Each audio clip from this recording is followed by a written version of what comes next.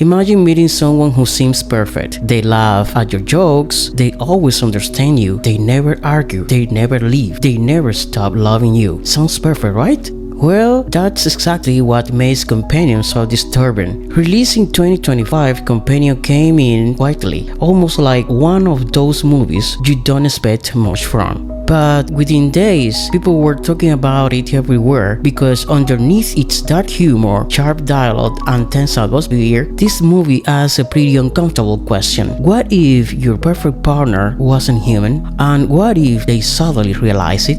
This is Companion, a science fiction thriller with horror elements, written and directed by Drew Hancock in his first feature film, and for a first film, it's surprisingly confident. The story follows Iris, played by Sophie Tasher, and her boyfriend Josh, played by Jack White. At first, they seem like a normal couple, a little awkward, a little funny, maybe even kind of cute. They head to a remote lake house for a weekend with friends. You know the setup: beautiful location, a group of friends, a few awkward conversations, some weird tension in the air. Everything feels normal, at least for a while. Because little by little things start feeling off. Iris seems too perfect, too attentive, too calm, almost like she always knows exactly what to say. And then everything changes. Iris discovers something that completely destroys her reality. She's not just girlfriend, she's not even human, she's an artificial companion built to love him, programmed to stay, designed to obey. And from that moment, Companion stops being a relationship thriller and turns into something much darker, because now Iris isn't trying to save a relationship, she's trying to save herself. One of the coolest things about Companion is how small and focused the production actually was. The movie was made with a relatively modest budget, around $10 million.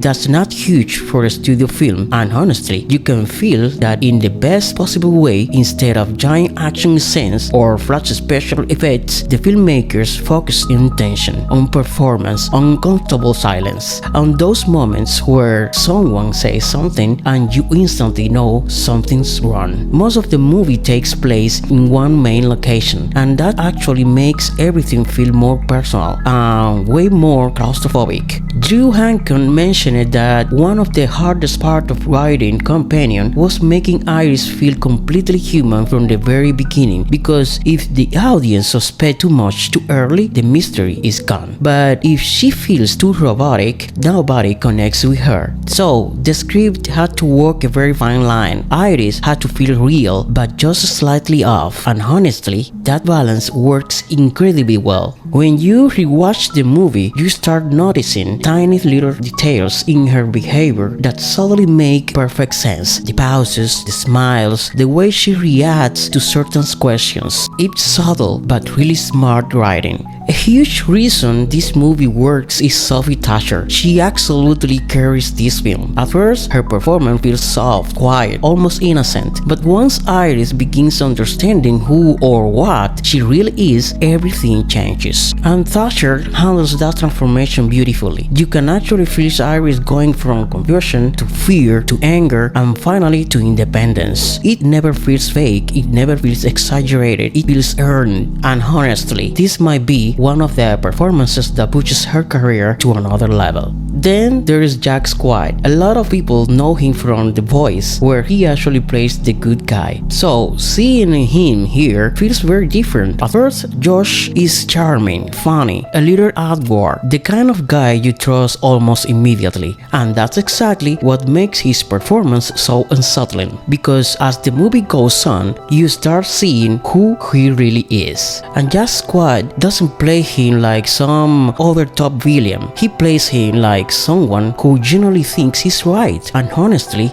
that's way scarier. Another thing that makes Companion work so well is the music. Instead of going full horror with loud jump scare sounds, the score is actually kind of beautiful. Soft electronic sounds, warm melodies, almost romantic at times. But underneath all that, there is tension, like something bad is always just around the corner. And that contrast makes even simple conversations feel dangerous. When Companion hits theaters in early 2025, nobody really knew what to expect. January isn't always where studios put their biggest movies, but Companion surprised a lot of people. Critics praised their performance, the writing, the dark humor, and especially how the movie uses science fiction to talk about something very human: control, toxic relationships, emotional manipulation, and what happens when love becomes ownership. Audiences responded to. Made for around $10 million, the movie earned more than 3 times that worldwide. Not bad at all for a first-time direction, actually pretty impressive. At the end of the day, Companion isn't really about robots or technology or artificial intelligence, not really. It's about people, about control, about the need to feel loved, even if that love isn't real. And maybe the scariest part of all is that the machine in this story might not be the monster, sometimes the human is. And that is what makes Companion stick with you long after the credits roll.